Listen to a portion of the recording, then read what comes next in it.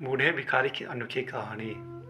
हर दिन एक भिखारी दरवाजे के पास आकर भीख मांगता था और घर का मालिक हमेशा घर के बाहर आते ही उसे देखकर फिर जाया करता। कई बार उसके लिए गालियां भी बकता। वो कहता तो जिंदा ही क्यों है, पूरी जिंदगी ऐसे ही भीख मांगेगा क्या, धरती का बोझ क्यों बना बैठा है। और कभी कभी उस भिखारी को गुस्से में हुआ धक्का भी मार दिया करता। इतना कुछ हो जाने के बावजूद भिखारी के मुंह से सिर्फ यही निकलता कि भगवान तुम्हारे पापों को माफ़ करे। एक बार सेठ को धंधे में बड़ा नुकसान होने की खबर मिली। सेठ बहुत ही परेशान था कि तभी उसके दरवाजे पर वही भिखारी आया। गुस्से में अपने आपा खोते हुए सेठ ने उस भिखारी को पत्थर दे मारा। पत्थर लगने के कारण भिखारी का सिर फूट गया और उसके सर से खून बहने लगा। फिर भी दर्द से कराते हुए भिखारी ने इतना ही कहा, भगवान तुम्हारे पाप को माफ़ करे। भिखारी वहाँ से चला गया।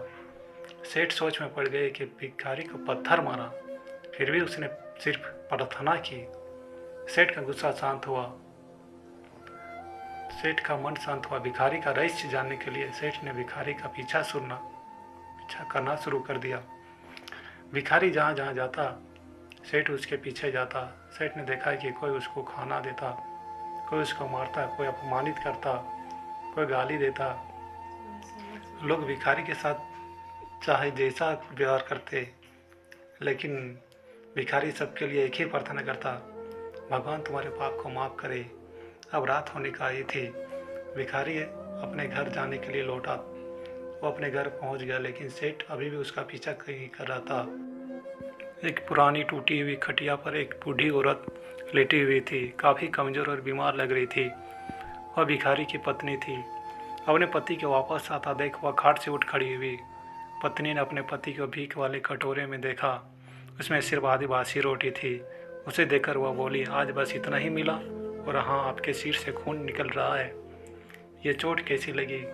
बूढ़ा भिखारी बोला, आज बस इतना ही मिला, किसी ने कुछ दिया ही नहीं, सब ने गालियाँ दी और एक नए पत्थर भी फेंकना है, इसलिए मेरा सर फट गया।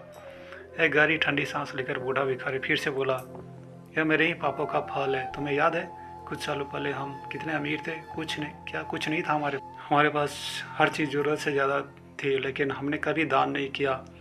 और इससे भी बुरा हमने उस अंधे भिखारी के साथ किया जो हमारे द्वार पर भीख मांगने आया करता था। बूढ़ी पत्नी की आंखों में आंसू आ गए। वह बोली, हाँ, हम उस बेचारे अंधे के साथ बहुत बुरा करते थे, उसका अपमान करते थे, उसे खाने के लिए रोटी की जगह कागज़ दिया करते थे, उसका मजाक उड़ाया करते थे और कभी कभी मारा भी करते।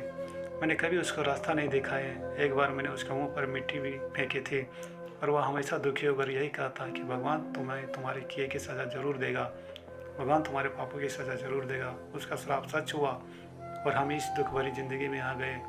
भिखारी बोला, हाँ, उसका श्राप सच हुआ, इसलिए मैं किसी को बद्दुआ नहीं देता, चाहे कोई भी मेरे साथ कैसा भी बर्ताव करे।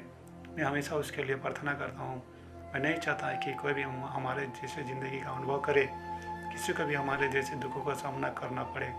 वो नहीं जानते कि वह कितना बड़ा पाप कर रहे हैं, इसलिए अनजाने में भी पाप को ऐसी सज़ा किसी को भी ना मिले, मैं नहीं चाहता।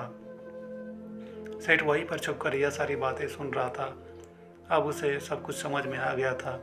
भिखारी और उसकी पत्नी ने वो आधी रोटी मिल बांट कर खाई और भगवान को धन्यवाद बोलकर सो गए। अगले दिन बड़ा भिखारी फिर से भीख मांगने गया। सेठ के घर के पास जाते ही सेठ ने पहले से गर्म रोटी या उसके लिए निकाल कर रखी थी, उसे देते हुए सेठ ने विनम्रता से बोला, माफ़ कर दीजिए बाबा, उसे बहुत बड़ी गलती हो गई। बूढ़ा भिखारी बोला, भगवान तेरा भला करे। इतना कहकर वो आगे निकल गया। इस कहानी से जो सीख लेने लायक है वह बड़ी ही सिंपल है कि आदमी चाहे किसी के बारे में बुरा कहे या भला, लेकिन भगवान सिर्फ कर्म के हिसाब से उसको फल देता है। क्या हुआ अगर भगवान नहीं देखता है, लेकिन यह बात बिल्कुल सच है, उसके खाते में सबका हिसाब बहुत पक्का होता है। इसलिए जब किसी के लिए कुछ भी करो तो अच्छा ही करो।